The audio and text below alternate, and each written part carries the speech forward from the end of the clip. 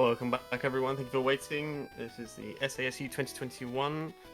We now have ourselves Castlevania Legends, run by TempestMask1000 on the any percent standard mode category. So, Tempest, when you're ready, take it away. Alright, sounds good. Well, hello everyone, my name is TempestMask1000, and this here is a little bit of a special Castlevania for me to show off. Admittedly, one I'm a little bit nervous about, because you never know what can go wrong with a Classicvania, but even so, I'm all the more happy to show it off. This is Castlevania Legends for the Game Boy. It's the final of the 3 Game Boy games of the franchise, and one with an interesting little thing going for it, which we'll get into when we do.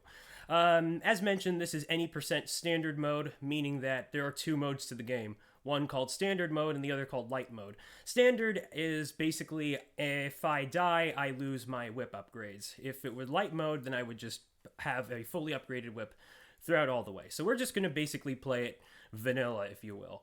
So with that, I'm going to get started, and time will begin once I have selected standard mode. So I hope you all are ready, because this could be something. You never know. It could be a little chaotic, and I am fully prepared for the worst case scenario.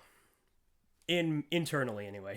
So with that, we shall begin in 5, 4, 3, 2, 1, let's go. Okay. So I'm just going to skip the intro cutscenes and we're off to level 1. And here we have a very interesting rendition of Bloody Tears. This here is our protagonist, Sonia Belmont. She is the franchise's, while she's not the first female protagonist of Castlevania, with that honor going to Sypha Belnades of Castlevania 3 fame, she does hold the exclusive title of being the franchise's only female Belmont, at least one that's playable, and even then her story is a bit interesting to say the least. See, Castlevania Legends is the third of 3 Game Boy games, the first being Castlevania The Adventure, and the second being a well-received Castlevania 2 Belmont's Revenge. This is sort of the middle ground between the 3 of them, in that it's not necessarily connected, but it wanted to be. Sonia was supposed to be the first, I want to say, huge Belmont clan member to have a sort of place in the official timeline of the Belmont clan. But, as some of you may know, that honor instead ended up going to Leon Belmont, because Koji Igarashi, former longtime series producer and director, ended up deeming this game non-canon for fairly understandable reasons. One in that this game was developed by KCE Nagoya, who you may have heard of if you're aware of the Sega Saturn port of Symphony of the Night. And they have done a few other things, but the Nagoya branch, this is their first time essentially developing a Castlevania game. And the results, while not too terrible, can be a bit mixed. So Iga thought that the game was a little embarrassing and felt it was necessary to deem it non-connected to what he would eventually go on with later. But also due to story reasons. I'll save that for the very end of this run, though. Either way, we got level 1 here, and something I did in that hallway A before was what's called Burning Mode. This is one of Sonia's unique abilities, where if I press the jump button and the attack button together, what happens is she becomes temporarily invincible and faster. So it's a speed mechanic in a way, but I want to be careful because I can only use it once per life. Or once per life and once per level attempt, I guess, in the sense that once I complete this level, the gauge will be filled again, but if I waste it, then I either gotta die, which I'm gonna try really hard not to. But otherwise, we got a little bit of sometimes the enemies can be a little bit troublesome. So, as I mentioned with standard mode, dying means that I lose the upgrades that I've given myself to the whip. The level 2 is the Chain Whip, and level 3 is Chain Whip with the ability to shoot a fireball projectile. It doesn't do that much damage as the whip itself, but it's definitely helpful for reaching things that are far away. So it can help with some of those pesky enemies like what I call the Shades, those little shadowy enemies that you've seen floating around in this level. In fact, let's talk about the enemies. You are probably going to recognize some of them, like the bats, for instance, but not all of them are familiar faces. In fact, I'd say some of them are pretty unique to this game. I guess you could say artistic direction or creative liberty for all intents and purposes. There we go. That section can give me a bit of annoying damage sometimes, but I did manage to avoid that, so this is pretty good. So far, not too bad. But I'm going to try not to jinx myself, because I would certainly hate to do that. So you notice that I'm collecting hearts, but I don't quite have a sub-weapon yet, and there's a good reason. This game does not have your traditional sub-weapons, but instead what's called soul weapons, and for every boss that I defeat leading up to the final level is going to give me a new one. There is one that is sort of connected to a secret level, but that's only something we explore in a 100% scenario. If anything, there's an interesting story to the leaderboard that exists on SRC right now. The only category really is any percent standard mode, but there does exist a really cool task for 100% standard mode that was done by Strizer86, so big shout out to Strizer. It's a really cool watch. It even gets to show off a wrong warp glitch that I myself haven't quite figured out, nor do I think I will, but it's not bad. It's definitely not necessary for any percent either, so no need to worry about that. But yeah. We are coming up to the first boss, known as the Creature's Bat, and the objective is to try and get as many hits on him before he tries coming at Sonya, because then I want to try and, well, you know, just avoid the damage, because you never know how hard things can hit until you see for yourself, and I guess some runners do like to call this fella Batman. So, hi Batman. So as you can see right there, he's just flying and he's going to prepare to jump at me. Alright, not too terrible though. Come on, just a bit more. There we go. Pretty good fight, and with his defeat, I get the first of the soul weapons, Wind. So they're basically named after the elements, more or less. And Wind, funny enough, is, well, check it out. See for yourself. Wind acts as the stopwatch. Yeah, crazy. It's funny how this game does not have your typical sub-weapons, but yet here we are with a equivalent to the stopwatch. Now you'll notice that my hearts total is exactly the same as it was before from level 1. So Legends does not deplete hearts at the end of a level as most Classicvanias do, so the objective, unlike most Classicvanias, is to collect as many hearts as you can, because they carry over from level to level and will serve as your soul weapon ammo. So that's honestly one of the things I find neat with this game. It means that you don't have to, like, worry too much about managing your heart collection, because then you don't have to, like, worry about time loss for that reason. Otherwise, I do want to be careful of dying, because dying can revert that count to 0, and that would put me in a bit of a bad position in certain cases. I say certain cases because for the amount of times that I've gone through Legends, the idea is to try and have soul weapons at the ready for, well, I guess certain manipulations, but also just to keep Sonya as damage-free as possible. Although I will say that the next soul weapon we are getting, which is called Water in the English localization, or actually no, I think it's Ice in the English localization, but Water in Japanese. It's probably the most effective, but also for, like, safety, but also the most costly. What happens is you just fully heal yourself, but at the cost of 20 hearts. So, yeah. Hey, thanks, Aishma, and congrats on your run. That's pretty incredible, man. So, yeah, here we have a little falling bridge. I just try to not stop whatsoever. And then coming up is the next hallway, which is where we're going to be using burning mode. If I can just... There we go. Alright, so now we're just going to try and speed through. Now, of course, with most Game Boy games, there's a bit of a sprite limit before things start to lag or get a little funky, but it's okay, I'm just gonna ignore it.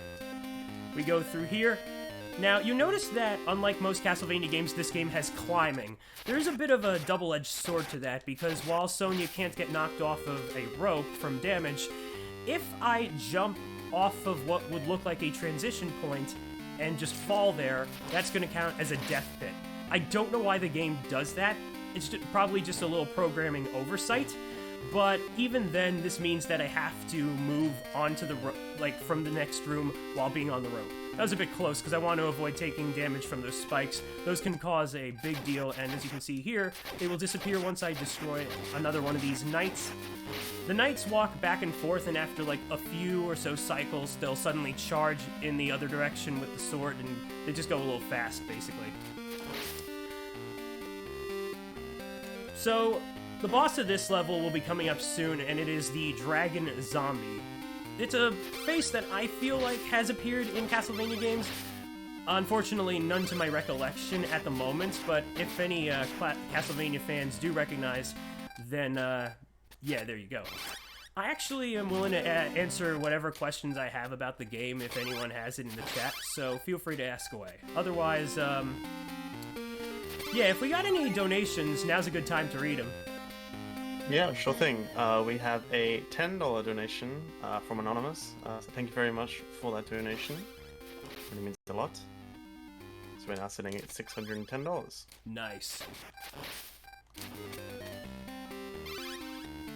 Alright, so coming right up is the Dragon Zombie. I just need to break the candle, and that orb was a fake. That's just the orb that you get when you power up your whip, but I'm already at the fullest upgraded potential and stuff, so there you go. Okay, so here's Zombie Dragon. Now, he usually likes to fire his fireballs in the middle, but sometimes he can choose to just say no to that. I'm gonna try and handle him because I'm in a bit of a tricky position here. I don't want him to fire any more, oh, this could be bad. Oh, unfortunate. Alright, so that's fine. We're just going to get a whip upgrade here, and we will try and press on as best I can. I should mention that those skeleton heads basically work like boos from the Mario-verse, whereas the idea is whenever Sonia is facing away from them, they try to come after you. But when you're facing them, they stop where they are.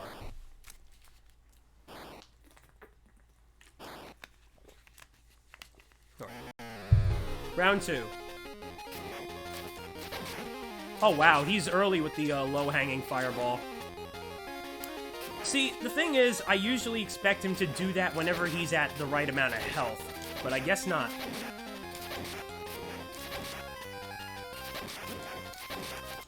Alright, there we go. Oof, a little bit close for comfort, but not too terrible.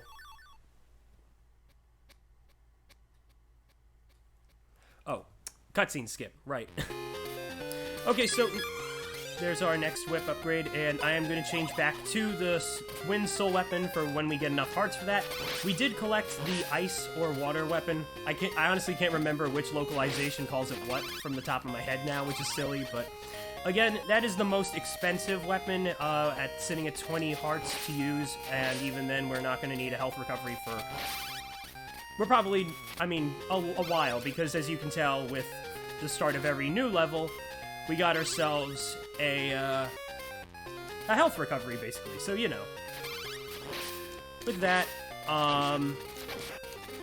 these are the introductions to what I'm pretty sure are lizard men, and they can be some of the most annoying things to fight, and given that the game likes to respawn enemies when you go off the camera, that can especially be a pain.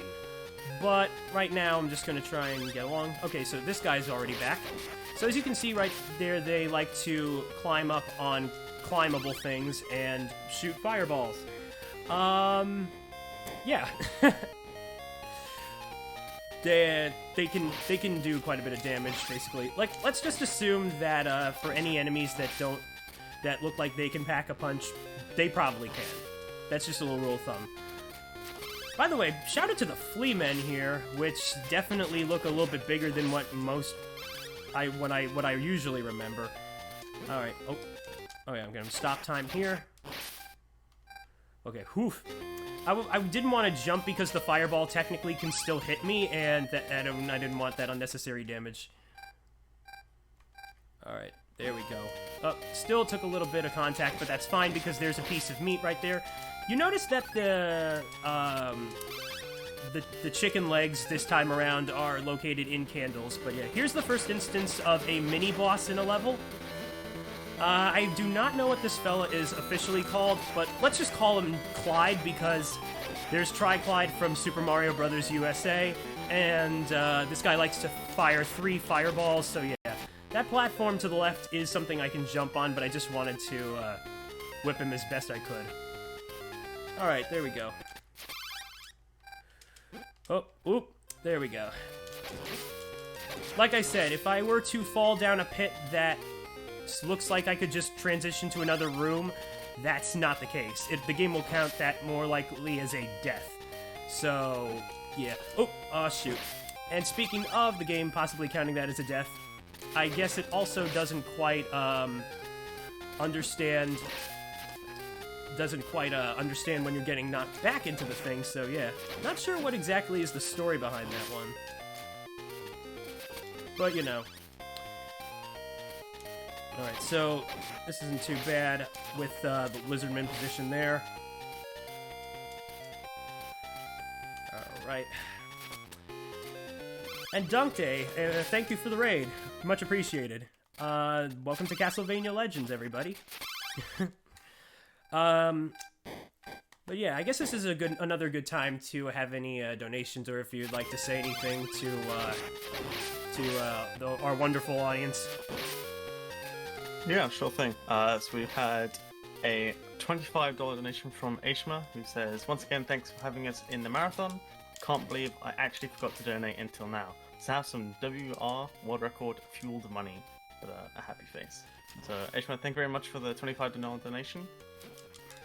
And congrats again on your world record. That's pretty incredible, honestly. Alright, so I'm having a little trouble remembering which side is which. I think it's the right side. Okay, there we go.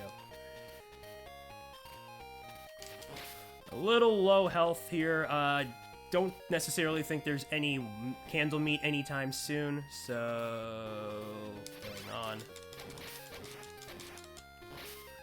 Yeah. Not too bad.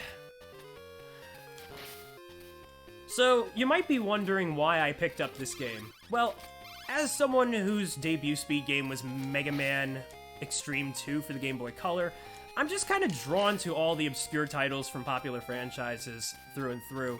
It's just a simple thing that I like the idea of getting to tackle games that not many people might have heard about and trying to contribute to, you know, speedrunning them and stuff. Because it's just a fun way to sort of share the wealth of things that often become forgotten to time. So, Legends was definitely one of them, and here's a neat little tidbit. So the first time I ran this game was at Horrible Games 2 Undead, and I had the honor of having the one and only Brosensha with me on the comms couch, and what happened was, unfortunate. What happened was he agreed to do a bit of a dramatic cutscene or dialogue reading with me, and it was, honest to God, the best thing ever. It was all that I imagined and more. So, special thanks to Bro for joining me then, and yeah, coming up is the Grim Reaper. So, you know, just a little fancy name for death here. I'm gonna go burning mode because we are at very low health, but it's also gonna help cheese the boss fight. Hopefully we can get him before it runs out.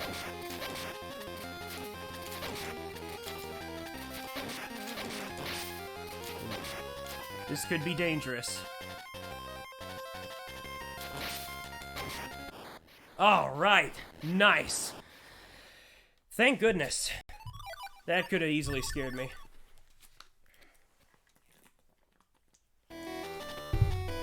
And now for a song that you might have heard of being reused or remade in the Super Nintendo sound format. This is Level 4's theme, which does appear in Grand Poo World 2. I do not know which of the few composers was responsible for covering it, but it's one of the songs you hear during one of the Reznor battles, and it's really cool. How they just... Oh, okay. Unfortunate. So, You can use burning mode on that section. I was thinking maybe not to do so at first, but, you know, it's whatever. Let's try that again, though.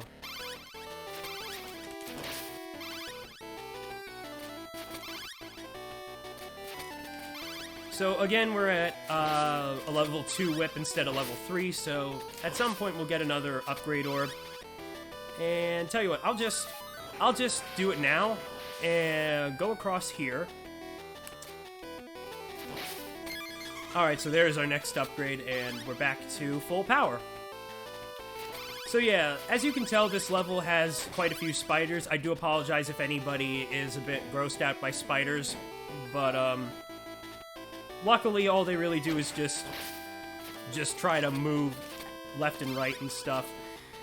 It could very much be a whole different story, like some other infamous fictional spiders for sure. Now, the weapon that we got from Death, or as the game calls him, Grim Reaper, the Fire Soul Weapon does a point of damage to every enemy within the room, and it also costs 5 hearts, which isn't too bad, but it's not the most effective, and if anything, I'm just gonna select Wind for now. But coming up is a very familiar face for our next mini-boss. Say hello to Medusa. She's got a sword, she's going to try and thrust it at Sonya, but the good news is, Sonya also has a crouch mechanic that she can move left and right with.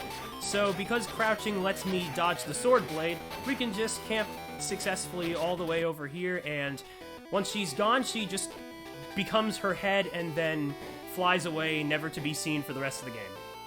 Not sure why that happens, but hey, it's Medusa. She does what she does. Pretty simple battle otherwise.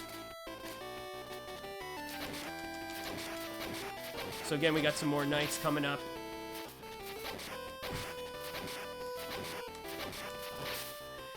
And yeah, just gotta climb a little bit over here. I'm gonna collect some more hearts down here. So that little enemy, I don't know what it's called, but I guess one could dub it the Alaskan meatworm because it just looks like like some kind of sludge creature just jumping out, and it's effectively one of the weirdest things of the game, but I suppose it's fitting for Castlevania. All right. And there you go. I'm just gonna freeze here. Come on. There we go. That was a good call right there, for sure. Alright. So, we're climbing up some more throughout this. There's still a few more sections and stuff, but, yeah, we're gonna be saying hello to a familiar face very soon, and it's almost kind of funny when you think about it, because, again, I'd like to reiterate that this game came out after Symphony of the Night. The release year was 1997, and, you know... Well, I won't say any more than that. I think that might be a good enough hint.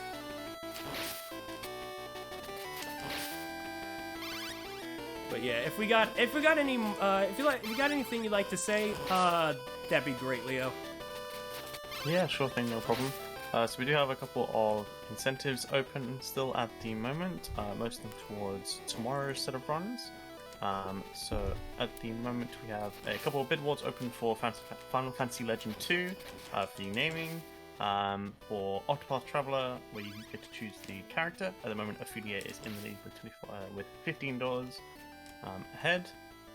There's also for One Step of Eden. From Eden, sorry, there's category choice of pacifist or neutral, as was a couple of choices for Fire Emblem Awakening.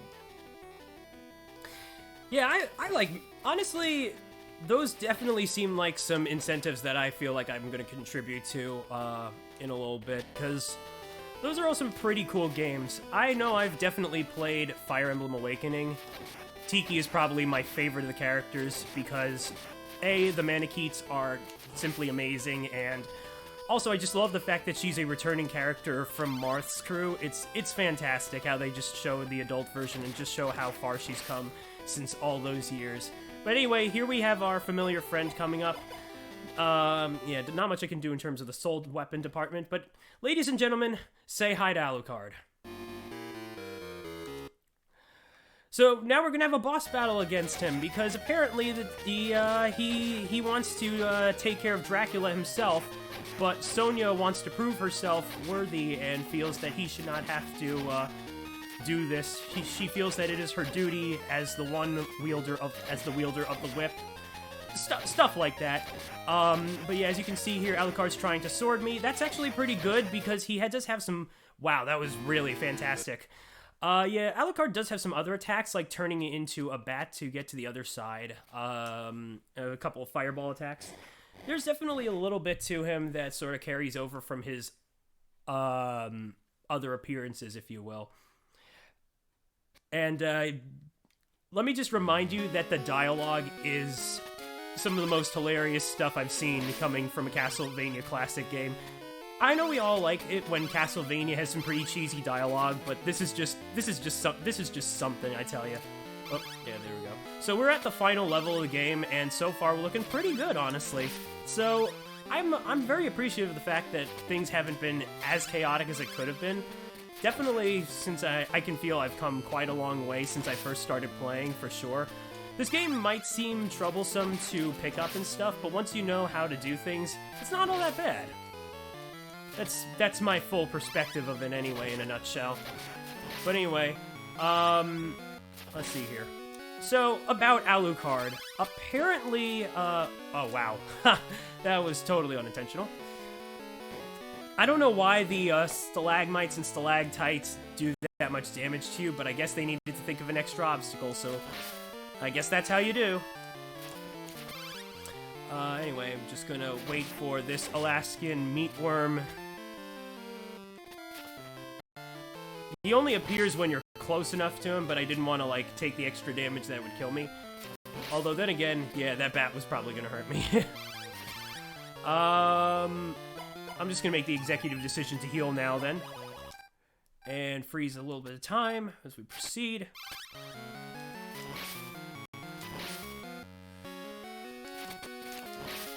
And, alright. So, coming up soon is the last of the mini-bosses, the Minotaur. And the idea behind that fight is he's going to jump from one section to another. Effectively, there are like 4 basic platform-esque sections to the room that he'll go to, and that's basically it. I want to avoid making too much contact with the Minotaur and, you know, just basically destroy him. So yeah, about Alucard, I was gonna say that it's kind of implied that he and Sonya knew each other before the game. I mean, technically, yeah. So he and Sonya knew each other before the game, and it's implied that they have a bit of a love relationship going on, so... that kind of plays hand in hand to why Iga thought it might make sense to not quite include this game into the, actual timeline. Oh, wow. Hold that thought, because yeah, he's a bit close for comfort. Oh, wow. I'm honestly surprised he's not quite coming toward me, but at the same time, he's like... Yeah, okay, there we go. So yeah, that was the Minotaur. But yeah, so... Because it's implied... So... Right. 100% works where throughout each of the levels, including the hidden one that is required to get 100%, period. How it works is the original sub-weapons of the Classicvania series are items that Sonya collects throughout. So they're basically hidden in candles as well. And once you get all of them, then once you defeat the final boss, the ending changes just a bit. And you see Sonya holding an infant.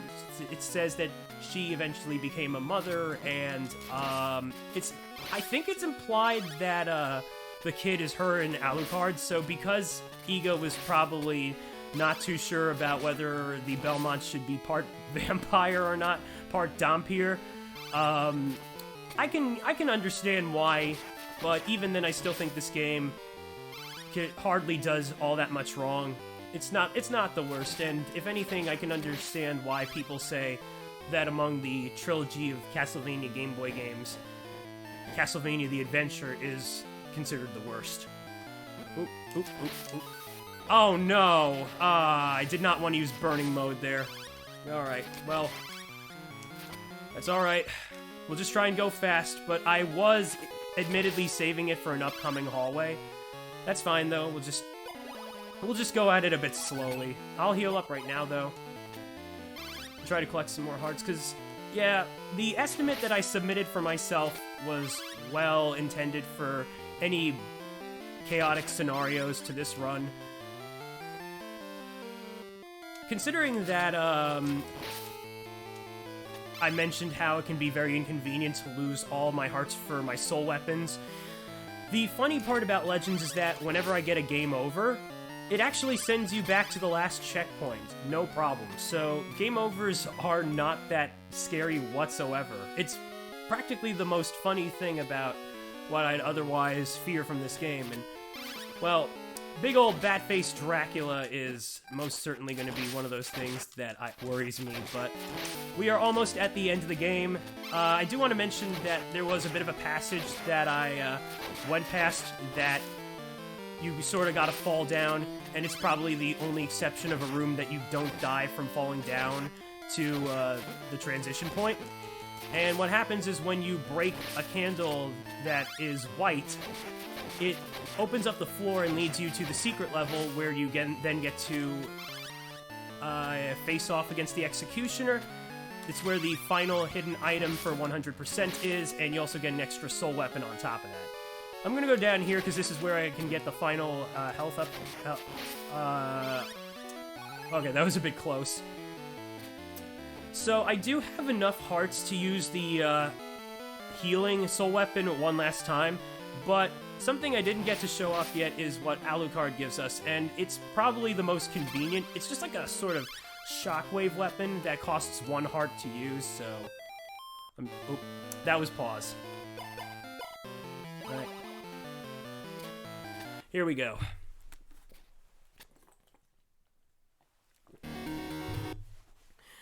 Alright. So Dracula works in a very fixed pattern, so I know exactly... I have a general idea as to where he's going to spawn next. I'm going to let myself take a bit of damage, though, because I really just want to keep attacking. So that's the sort of shockwave attack that Alucard, the soul weapon you get from Alucard gives you. Alright. Alright, so ducking doesn't quite help there.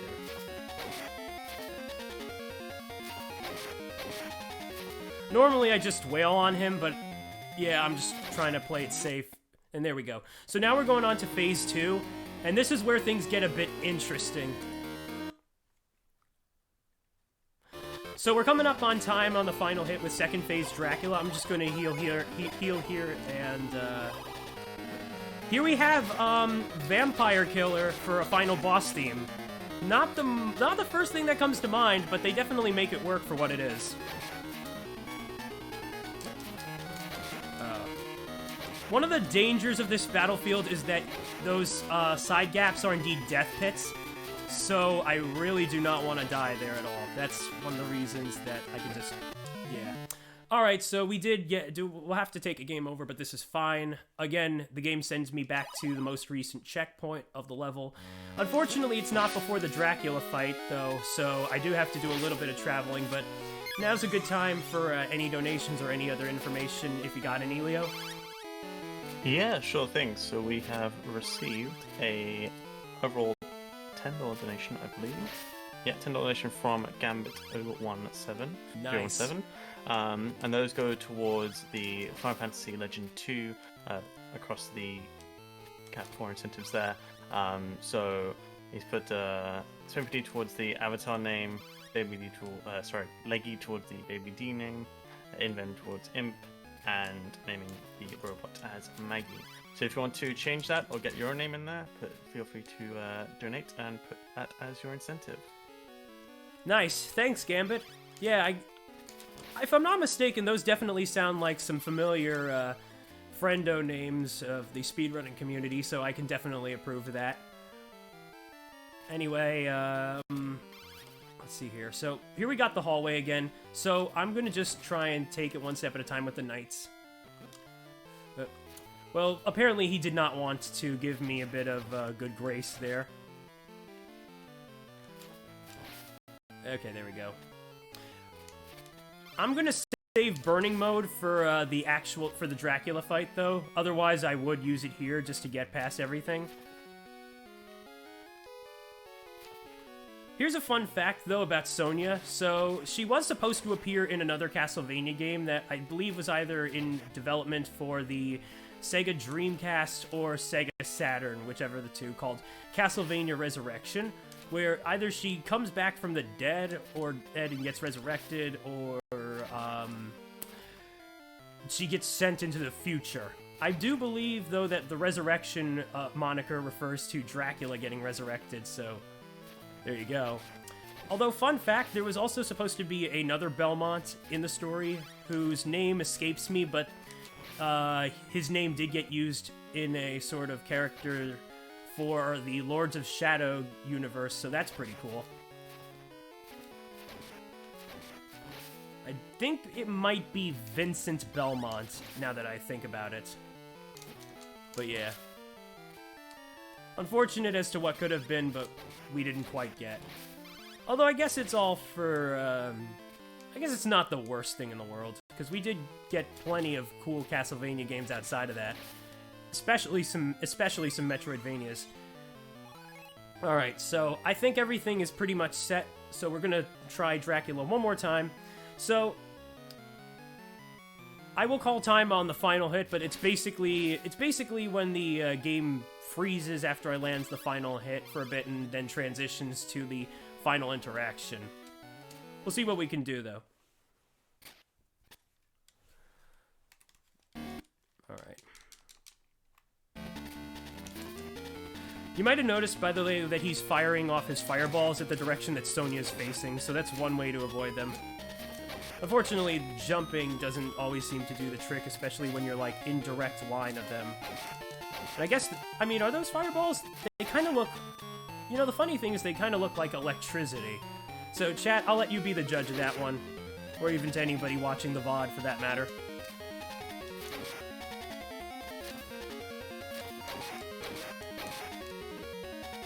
Alright, hold on.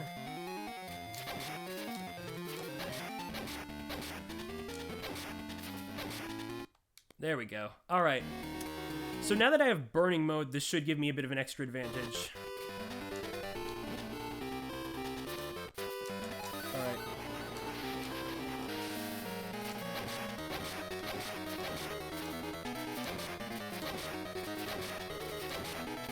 And if anybody can hear my dog right now, he's just making a bit of noise, but so pardon the background noise. Come on, just a bit more, I'd assume. Come on. And time! Yes! And there we go. Oh no! Beautiful. Beautiful. Alright. Thank you very much. So, yeah, we actually beat him. That's great. So it's kind of funny how things work sometimes. Like I said, I was a little bit worried for the likes of what was to happen, but hey, I'm glad y'all had the faith in me to bring me for this event. It's such an honor to be helping support the charity as a runner who I admit I am a bit on the spectrum myself, so it's always nice to help a charity that supports a cause for autistic people. So thank you very much for anyone donating today. Really means quite a bit to me. And again, thank you all for watching Castlevania Legends. This is quite the game. Again, it's a bit of a shame that this became non-canon, but with all due understanding as to why Iga felt he was in the right to do so. But hey, maybe one of these days, if Castlevania ever comes back in full force, We just might have a new female Belmont to play as. I certainly hope so. So yeah, that's about it. Thank you all again. My name is TempestMask1000. My streaming schedule isn't always the most static, but whenever I do stream, feel free to come say hi. You're always welcome in my chat. We're always here to have fun, have a bit of positivity, and a good time. But yeah, coming up, we got some more runs, so until we next meet, I bid you all farewell. Ciao, amici.